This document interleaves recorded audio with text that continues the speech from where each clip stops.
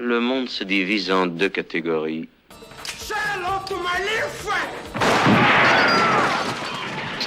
Here's Johnny. Ceux qui ont un pistolet chargé et ceux qui creusent. Toi, tu creuses.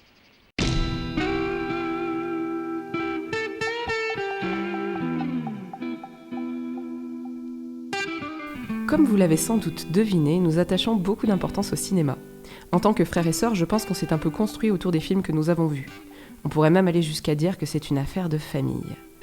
Combien de soirées avons-nous passées, en famille, à regarder des films choisis avec soin au vidéoclub de la place Germain-Morel ?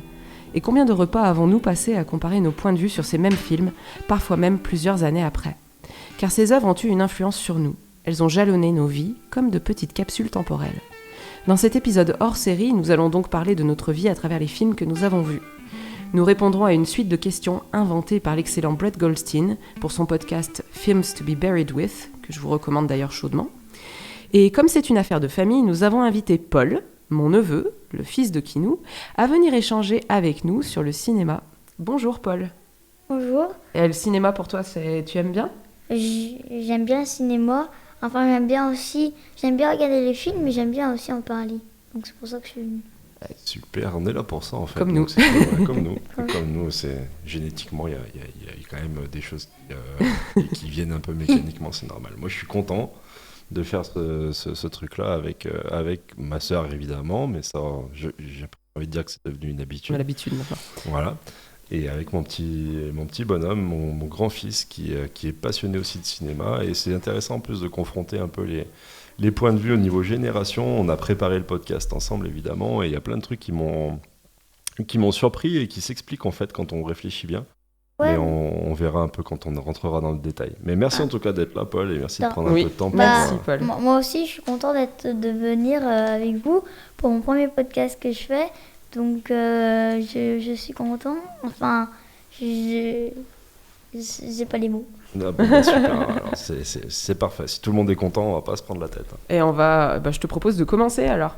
Allez, ok. c'est Alors, parti. donc on va répondre à une suite de questions. Donc, comme je l'ai dit, ces questions, elles sont très fortement inspirées du podcast Films to be Buried With. Si vous parlez anglais, je vous conseille d'écouter ce podcast. Il est mené par une personne c'est un comédien et un auteur, un scénariste qui s'appelle Brett Goldstein, qui notamment a écrit et joué dans l'excellente série Ted Lasso. Il jouait Roy Kent, pour ceux qui ont regardé la série.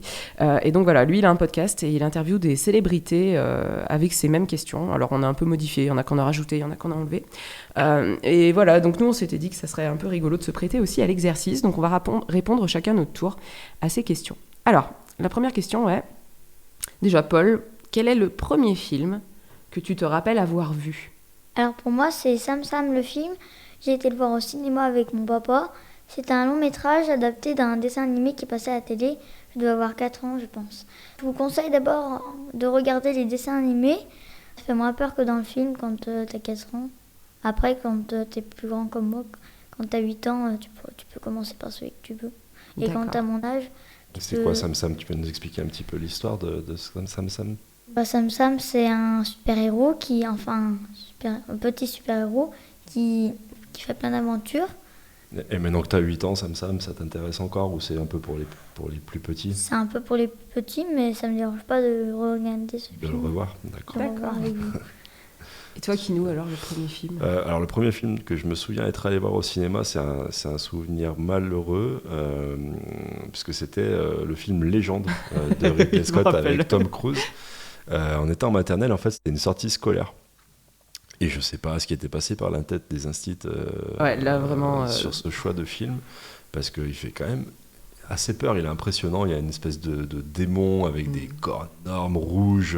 Il y avait Tom Cruise dans Il y a ce film. Tom Cruise dans le film, ouais, c'est de lire. Lui, il fait pas peur pour le coup. Enfin, il faisait pas peur à l'époque. Mais... Ah non, il était plutôt beau gosse, mais en fait, moi j'ai vu les 3 premières images du film qui représentent l'espèce de démon, le diable, là, je sais plus comment il s'appelle dans le film, enfin peu importe. Et après, en fait, j'ai fermé les yeux jusqu'à la fin du film, donc pendant 1h30 en gros, où j'entendais simplement les dialogues, parce que ça m'a fait peur, vraiment, faut pas emmener un enfant de maternelle voir ce truc, quoi. C'est pas possible. Mais d'autant que je devais être en petite section maternelle. Vraiment, j'étais tout gosse. petit, et franchement, ça m'a hyper fait peur. Je me rappelle encore de ce truc-là. J'ai jamais revu le film d'ailleurs, ça a été traumatisant. Ah je ouais, pense. t'as jamais voulu le Non, revoir, j'ai c'est jamais rigolo, ça. revu. J'ai vu juste des images là où effectivement Tom Cruise doit avoir peut-être 20 ans, mais non, je pense que ça m'a traumatisé. Je l'ai pas revu du coup. Mais ouais, non, c'était bon. Donc c'est ma première expérience cinéma qui a pas été forcément une grande réussite. Bon, heureusement, ça t'a pas Bon, sevré à vie. Non, ça m'a pas bloqué pour retourner au cinéma et aller voir d'autres trucs un peu plus choisis. Mais voilà. Alors moi j'ai un vague souvenir d'avoir vu, mais très très très très vague, Oliver et compagnie au cinéma, mais vraiment c'est fugace. J'ai des petits flashs, mais je m'en souviens pas bien. C'est exact, mais c'était ton premier film au ciné, Marie, en fait. Ça, moi, je m'en souviens très bien, parce que j'étais plus grand. Ah ouais, tu te on rappelles, avait tenté en disant, bon, allez, je sais plus, tu dois 3 ou 4 ans, voilà, là, elle arrive à se concentrer un petit peu longtemps. En plus, c'est des chats et des chiens. Voilà, Oui, j'adorais Disney, ça. Ouais. Donc, ça doit le faire. Mais ouais, en effet, c'est le premier film pour lequel on t'a emmené au cinéma avec maman, je me rappelle très bien. Ouais. Ouais, c'est vraiment. Alors j'ai très peu de souvenirs, tu vois, mais vraiment c'est fugace. Je m'en souviens vaguement. Par contre, j'ai un vrai souvenir. Le premier vrai souvenir de cinéma que j'ai, c'est Hook. Ah ouais, cool. De Steven Spielberg, donc Hook ou La Revanche du Capitaine Crochet, qui est, je pense, une de mes plus belles expériences de cinéma.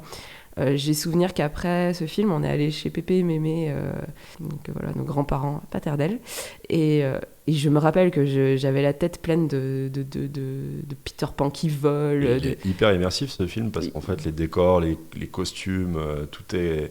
T'as l'impression d'être comme quand tu vas un peu à Disneyland, Voilà. où t'es immergé. Voilà. Et alors Spielberg considère que c'est son seul mauvais film. Ah ouais. Et moi, c'est un de mes préférés. Et je me dis, mais non, Steven, non. Alors, c'est possible. pas du tout le film qu'il voulait faire à la base. Peut-être qu'un jour, on en parlera. En tout cas, ouais, moi, il m'a envoyé du rêve quand j'étais gamine. Et d'ailleurs, quand je le vois encore aujourd'hui, je l'adore. Moi, je trouve pas que c'est un mauvais film. Ne serait-ce que par les acteurs, déjà, c'est quand même c'est du très très lourd. Là. Robin Williams et Dustin Hoffman. Là, c'est bankable. Et Julia Roberts. Et Julia Roberts, oui, je l'avais oublié. Donc, c'est quand même lourd, quoi. On l'a vu il y a pas longtemps avec Paul. Qu'est-ce que t'en as pensé, Paul, de Hook, toi? Bah, quand j'étais petit, enfin, j'avais bien aimé, mais ça m'impressionnait un peu. À part, faudra le revoir maintenant. Ouais. Quoi. Allez, bon, on va cocher ça comme truc à faire. Celui-là, on est toujours content. Dans la checklist, ouais. Bah ouais, je trouve qu'il c'est se bien, développe, c'est il est bien, cool. c'est bien de le revoir. Ouais. Deuxième question. Quel est le premier film que tu te rappelles avoir loué de ton propre chef, que c'est toi qui as choisi? Alors bon, aujourd'hui, ça serait plutôt de la VOD, hein, j'imagine. On n'est jamais allé dans un magasin de location de Et oui, films. aujourd'hui, c'est fini Bah, tout ça. c'est les Goonies. Enfin, je voulais le voir parce que mon papa n'arrêtait pas de m'en parler parce que tout le monde disait les Goonies, les Goonies, les Goonies. Alors j'ai eu envie de voir les Goonies.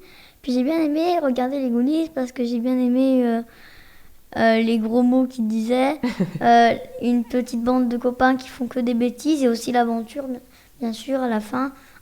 Tu peux nous raconter vite fait l'histoire des Goonies pour les Goonies. quelques-uns qui ne l'auraient pas vu. Les Goonies, c'est une bande d'enfants dans leur grenier qui ont retrouvé une carte Qu'est-ce qu'ils Mais cherchent? et ils cherchent un trésor. Un trésor de quoi? Et- De pirates. De pirates. Et ouais. Et du coup, il y a plein de pièges. Ils y arrivent à la fin, quoi. Bah, c'est cool. Ils Et sont- ton personnage préféré des Goonies, c'est qui?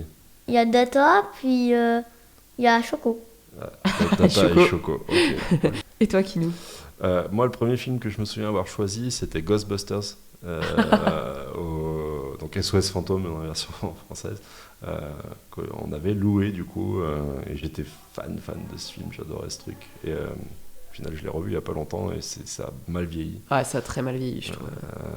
Pas que à cause des effets spéciaux. Mais Non. bon, voilà, en tout cas, à l'époque, c'était un truc cool quand même parce que les effets spéciaux étaient top, parce que ça avait enchaîné avec une série animée, il y avait des figurines qu'on achetait aussi. Oui, je me souviens des toilettes qui Voilà, mangeaient les des fesses toilettes qui des mangeaient gens. les fesses des gens. Enfin, un truc un peu rigolo. On avait ce truc. C'était quand même assez parodique aussi parfois. On s'en rendait pas forcément compte au moment où on regardait le film. Il y a plein de petites subtilités. En fait, le film se prenait pas au sérieux. Ouais. C'était quand même cool. Enfin, moi, j'avais trouvé ça pas mal. Il y a quand même Bill Murray et Oui, Dan Aykroyd. et comment elle s'appelle, Sigourney Weaver. Weaver, ouais. Et Nick Moralis aussi. Oui, effectivement. Ouais. Donc non, le casting est cool, les effets spéciaux pour l'époque, franchement. Mais il y a sont des calés. très bonnes scènes et il y a plein de trucs qui seraient à garder encore. Mais c'est vrai que pour l'avoir revu, je me suis dit, c'est pas le souvenir que j'en avais. En Ouais, fait. voilà. Je pense que quand on est gamin, on voit les choses différemment. Ouais, différemment. Peter Venkman, je le trouvais cool et en fait, c'est un immonde connard. En fait, il est détestable. Ouais, carrément. Du début à la fin. Mais bon, alors, en tout cas, c'est le film que je me souviens, le premier film que je me souviens vraiment avoir fait la démarche de choisir, de vouloir voir. Et revoir, et revoir, et revoir. Même s'il a mal vieilli, à l'époque, c'était cool. Et j'étais pas le seul à avoir aimé ce film, parce qu'il y avait plein de copains de la classe qui kiffaient ce truc-là. Ça faisait partie des jeux qu'on faisait dans la cour d'école à l'époque. Donc, c'était top. On s'entraînait à chanter le générique en yaourt. Ah ouais, ça, c'est pas mal. On va dire, faut pas qu'on le fasse à la radio. Je pense qu'on va perdre les 3 auditeurs qu'on a. C'est sûr. Oui, mais j'ai plein de souvenirs aussi de Ghostbusters, effectivement. Alors moi, le premier film que j'ai loué, dont je me rappelle avoir fait la démarche de louer, c'était Les Aristochats. Et je me souviens en plus avoir attendu un moment pour qu'il soit disponible, parce que, bon, alors là, je vous parle d'un temps que les moins de 20 ans ne peuvent pas connaître, mais en fait, à l'époque, dans les vidéoclubs, il y avait un nombre limité de DVD qu'on pouvait louer. Hein.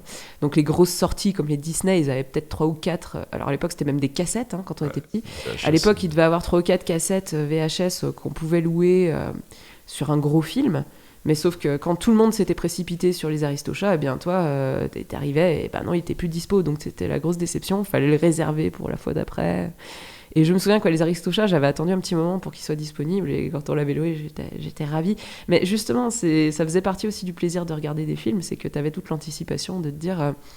j'attends, super, la semaine prochaine je pourrais regarder Les Aristochats, et voilà, c'était un peu le highlight, le bon moment de la semaine où tu te disais trop bien, samedi je pourrais regarder Les Aristochats.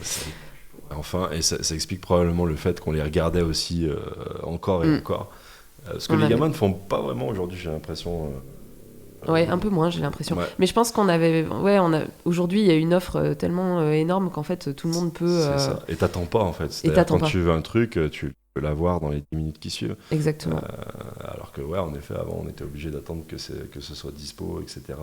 On était tributaire de tout ça.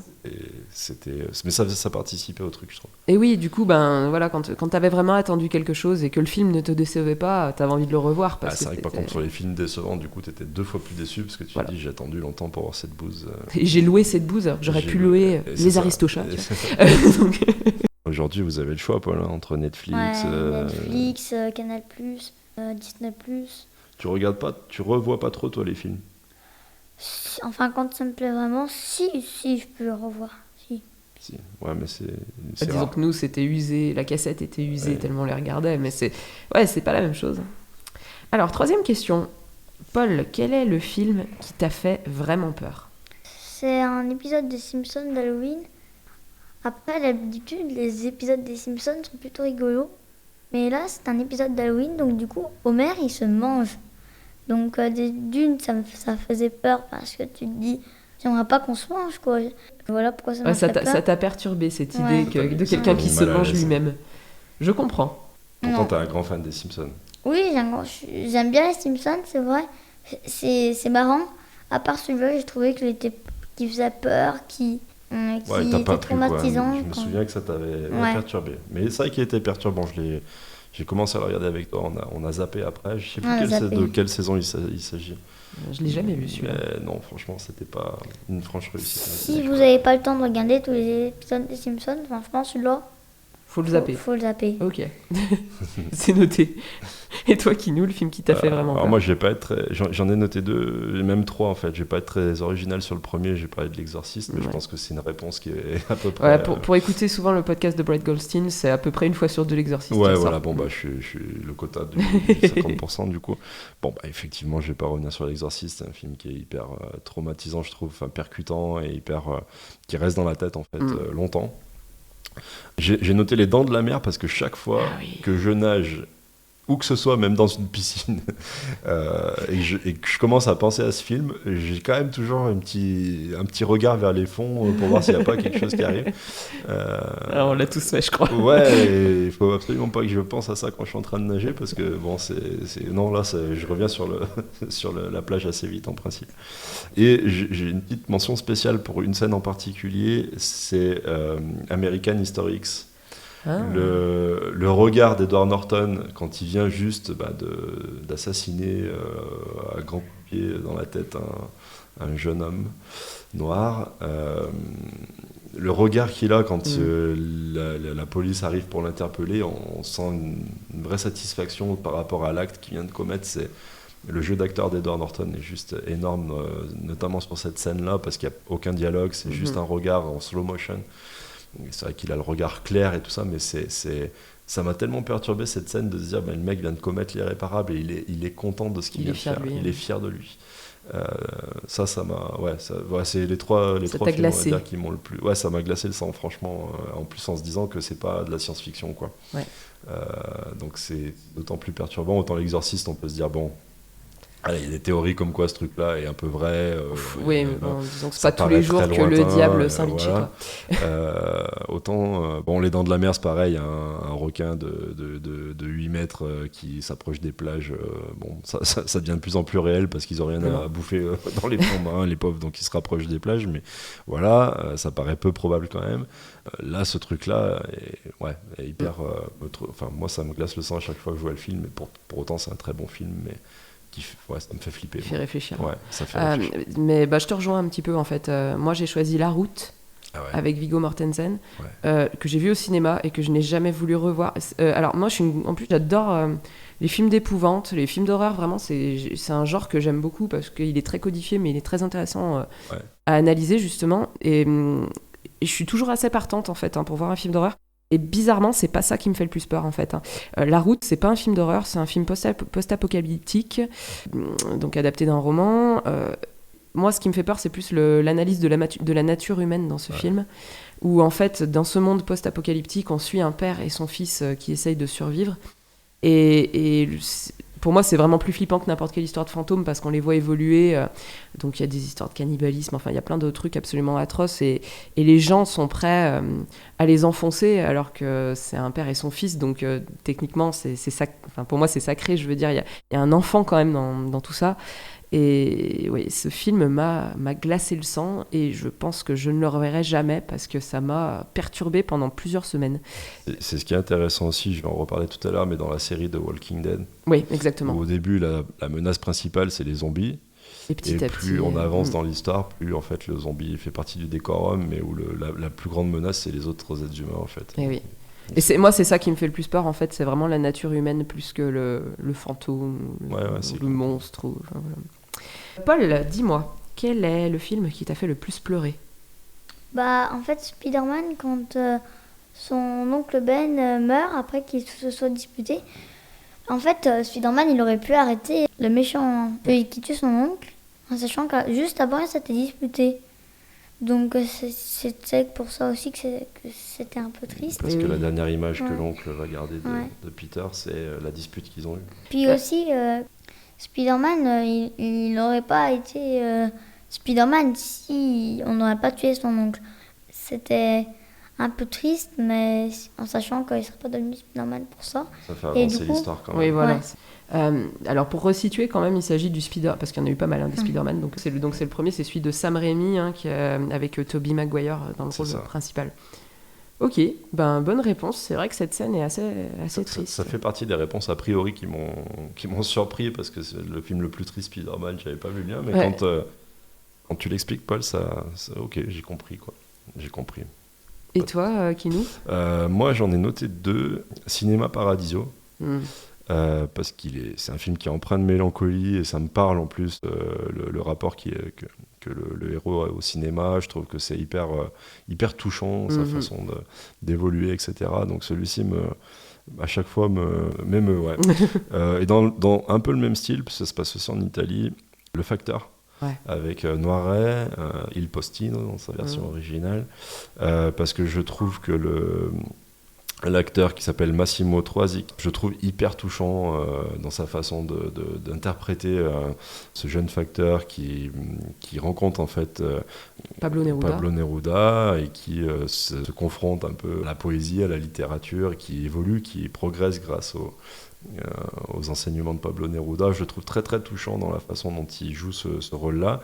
Et en plus, le petit truc qui rajoute un peu au drama, c'est que il a perdu la vie alors que le tournage n'était pas tout à fait terminé. Et que donc la fin du film a dû être tournée en bricolant un petit peu. Et je trouve que cette fin, finalement, elle Elle est parfaite parce qu'on ne voit plus le personnage, on l'entend sa voix, on le voit par vidéo interposée ou des choses qu'il envoie à Pablo Neruda pour lui expliquer maintenant qu'il est lettré, en tout cas, qu'il est capable d'écrire des choses, et ben il s'engage dans la cause communiste à l'époque, puisque Pablo Neruda faisait aussi partie de cette idéologie-là. Il prend la parole au micro, alors qu'au départ c'est une démarche un peu selfish, parce qu'en fait il veut draguer la serveuse du bar et il ne trouve pas les mots pour lui parler, et donc Pablo Neruda l'aide et donc à la fin il se marie, il a des enfants avec cette femme grâce à Pablo Neruda, etc. Mais je trouve ils incluent sa mort dans le film, il me semble. Je suis pas sûr qu'ils. Je crois bien que Pablo Neruda, des années après, vient le retrouver et il trouve sa femme et son fils tout seul. Exact. Et il est mort en fait. Donc, dans l'histoire aussi. Alors que je pense pas que c'était forcément voulu. Je pense que c'était pas prévu comme ça. Mais ce film est génial. Enfin, il est magnifique. Il est superbe. Les décors sont magnifiques.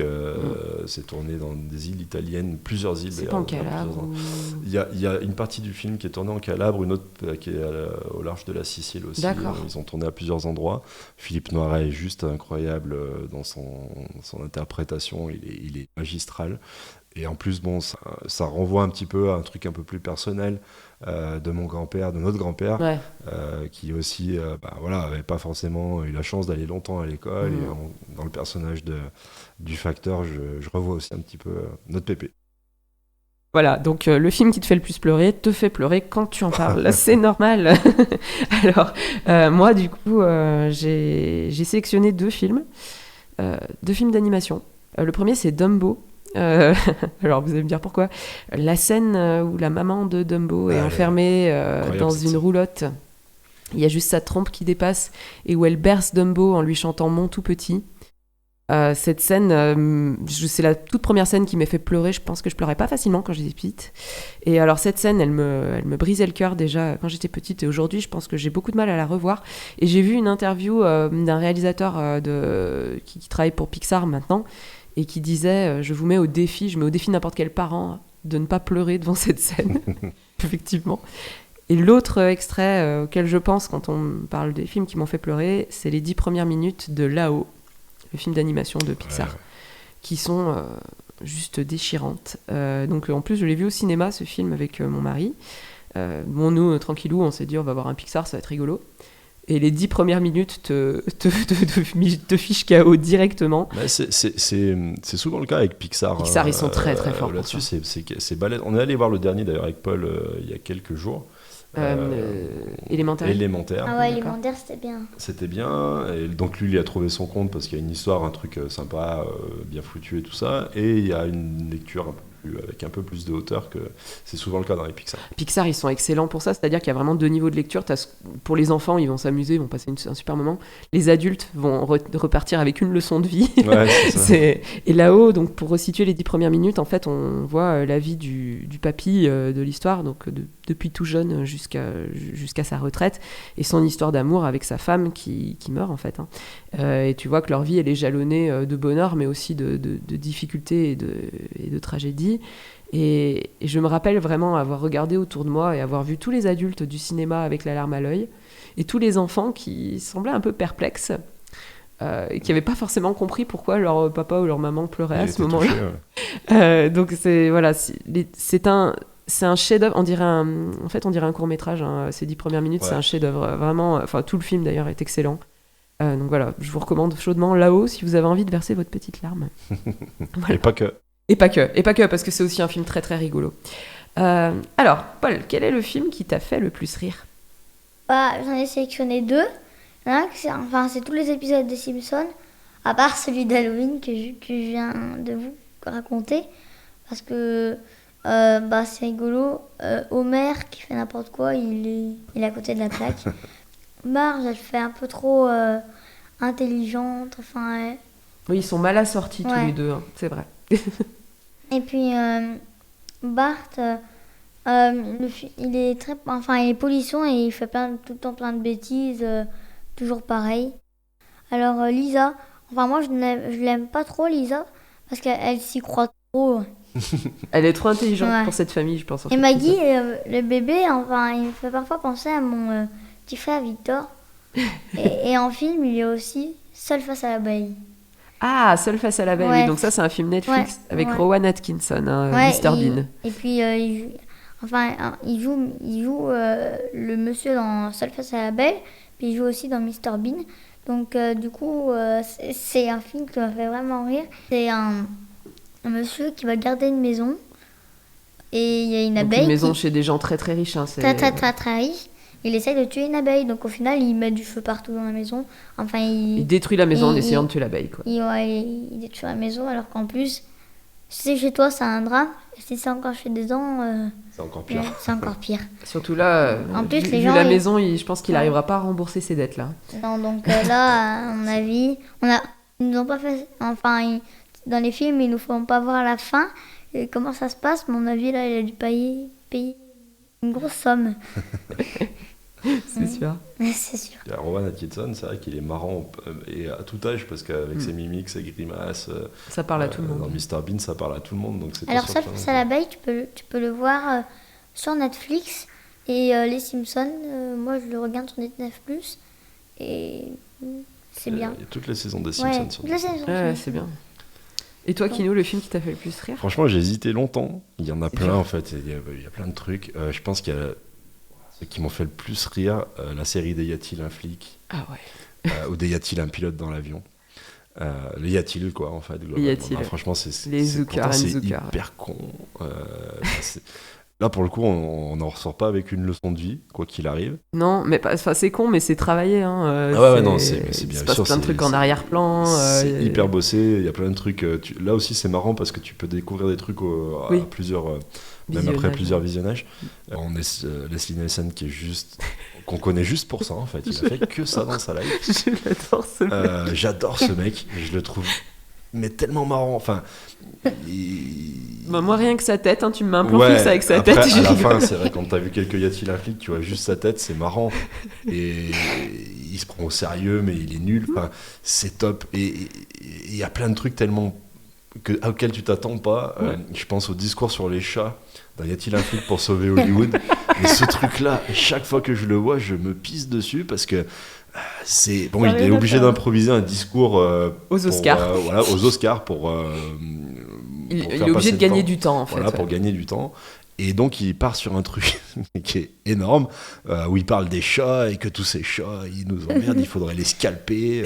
Et donc, on voit les gens dans le public qui sont là, hyper Enfin, faut le voir, en fait. C'est génial. Ouais. Toute la partie sur les Oscars est vraiment magique. C'est énorme. C'est très drôle. Voilà, mais même les autres, y a-t-il un flic pour sauver la reine, y a-t-il un pilote dans l'avion, etc. Ouais. Pour moi, c'est des films cultes parce que c'est un peu comme Wayne's World, c'est-à-dire que tu as une communauté de gens qui ont vu ces trucs-là et qui vont avoir les références quand tu sors une phrase du genre est-ce que tu aimes les films sur les gladiateurs? Ouais, tous ceux qui l'ont pas vu, qui ont regardé du coup en disant Qu'est-ce qu'il raconte? pourquoi il dit ça? Mais non, enfin, ouais, moi je trouve ça hilarant. Après, c'est une forme d'humour qui plaît pas à tout le monde. Non, c'est très particulier. C'est très particulier. Je sais que j'ai montré ça à ma femme qui m'a regardé, genre elle a pas esquissé le moindre sourire pendant tout le film. Elle m'a regardé l'air de dire mais t'es vraiment un pauvre imbécile parce que c'est nul ce que tu me fais voir, c'est pas drôle du tout. Et c'est vrai que c'est nul. C'est globalement l'histoire, c'est juste un prétexte pour mettre des gags un peu partout. Les gags, bah, c'est gros. Enfin, c'est grossier, Oui, mais c'est fait pour. Mais en c'est fait hein, pour, voilà, c'est ça volontaire, qui c'est est- assumé. Bon, soit on aime pas, mais en tout cas, j'adore et c'est les films qui me font marrer, quoi. Alors, moi, un peu dans le même style, en fait, il y a deux films. Alors, j'en ai noté plusieurs. J'ai un peu... Ah, t'en avais peut-être d'autres? Non, j'ai trié parce que sinon je pourrais faire tout un podcast sur les films qui m'ont fait marrer. Ouais, c'est vrai que c'est con. Moi, j'ai trouvé très difficile aussi l'exercice là de choisir un film, donc j'en ai cité 3. Bon.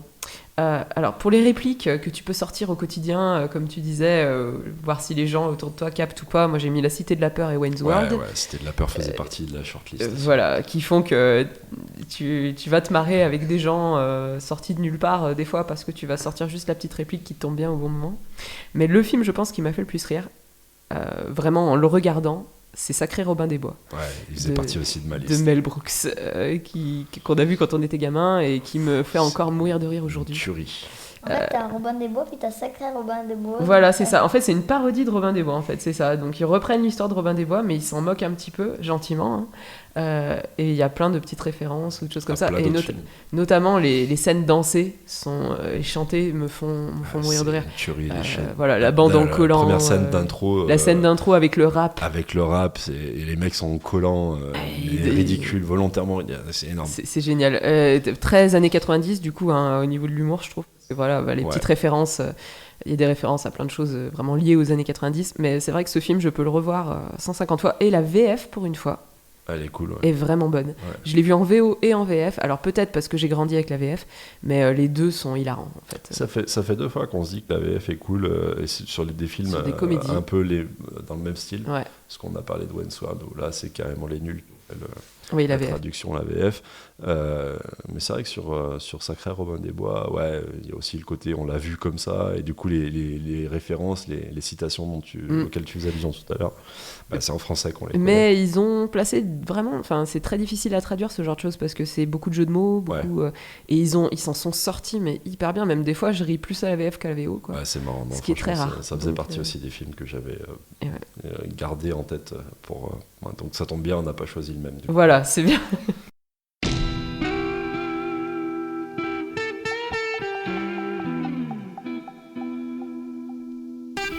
Ceci conclut la première partie de ce podcast. Nous vous remercions pour votre écoute et vous donnons rendez-vous la semaine prochaine pour la suite de ce questionnaire. À bientôt!